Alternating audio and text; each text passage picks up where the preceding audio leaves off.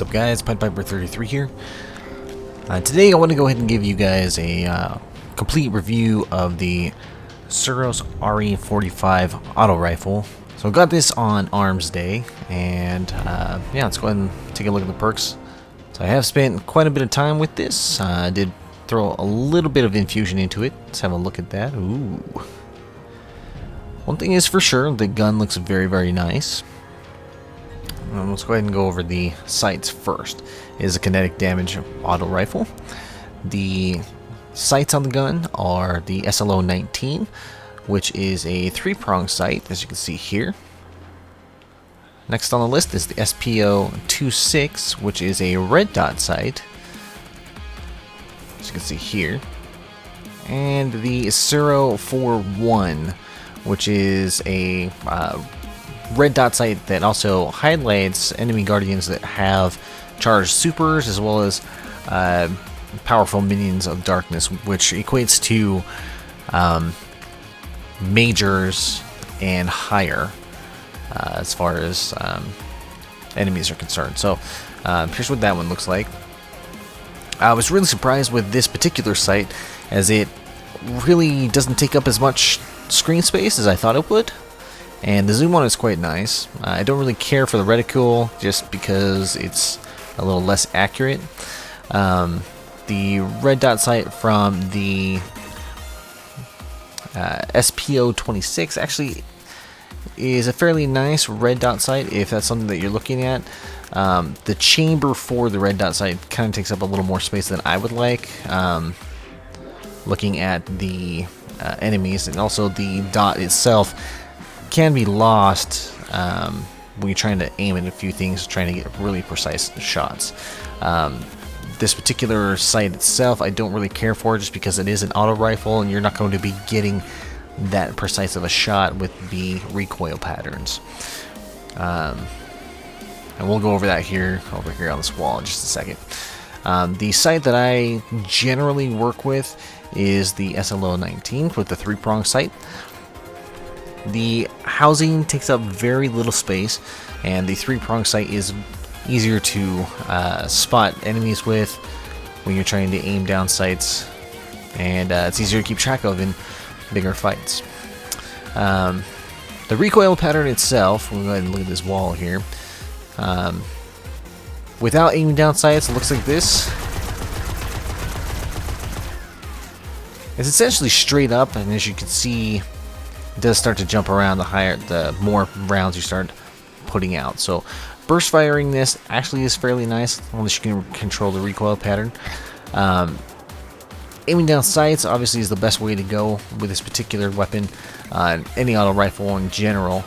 You can see the recoil pattern here. Without actually trying to manage the recoil is significantly better and easier to manage. Trying to manage the recoil looks like this.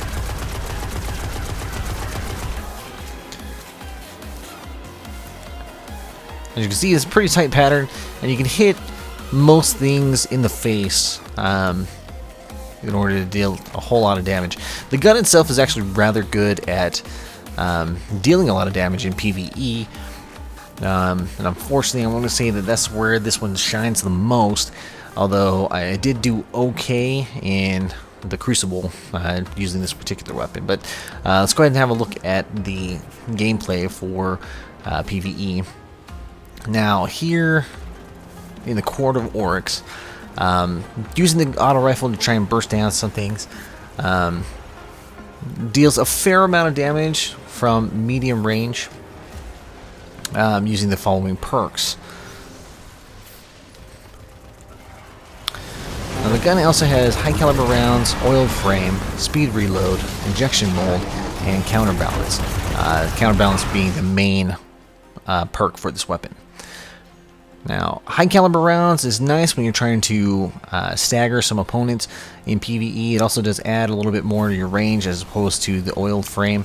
Now, oiled frame is actually going to significantly increase your reload speed, which I found really useful in multiple situations, especially during the Crucible or really PvE. Being able to reload faster is quite nice. The range from the high caliber rounds really doesn't increase the damage that much, and the damage drop off really didn't matter a whole lot. Losing that bit of range compared to the actual reload speed, to me, was definitely worth the trade-off. Now, with the speed reload versus injection mold is going to allow you to do a little bit more stability on the weapon, as well as get a little bit of faster handling at the cost of range and a little bit of reload speed.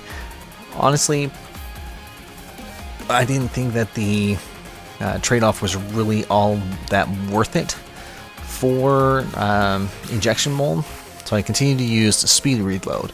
Now, the reload on this gun actually is fairly fast for an auto rifle, and you can use the cancel for the speed reload. So what I mean by that is, by the time the magazine actually hits the gun, you can start sprinting again or swap weapons, and it'll have reloaded the gun completely. Now, counterbalance is just going to increase your stability overall.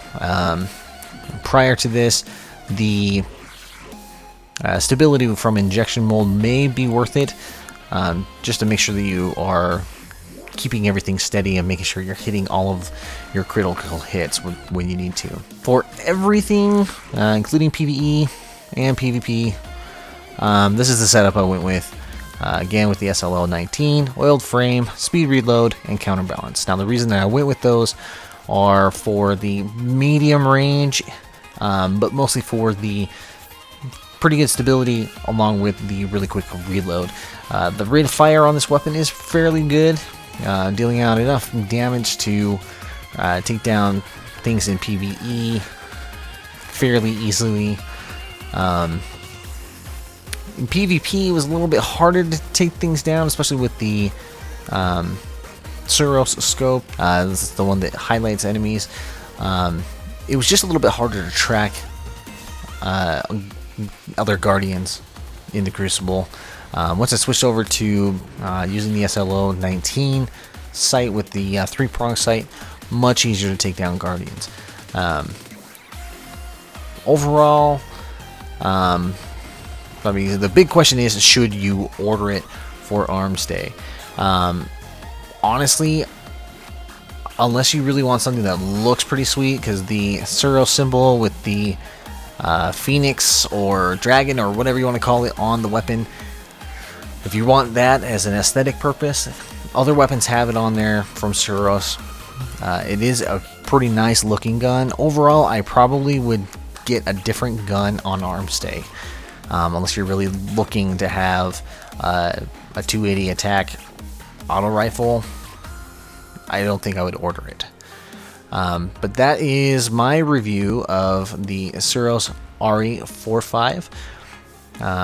Let me know in the comments whether or not you guys ordered this, how you guys are handling it. Let me know if you guys got different perks on it from your other ranks. See how it's working out for you guys. But thank you very much for watching. Feel free to leave a comment, a rating, subscribe if you guys haven't. Make sure you guys always pay the piper, and we'll see you in the next one. Go and start killing some Taken. Now, there are a lot of additional mobs here, so make sure you're taking them out. Now, near the back, you're going to notice that there is a boss that spawns in. You'll need to kill him off. He is going to be teleporting back and forth between the left and the right. Just make sure you stick to it. Make sure you clear out any ads that show up. They're not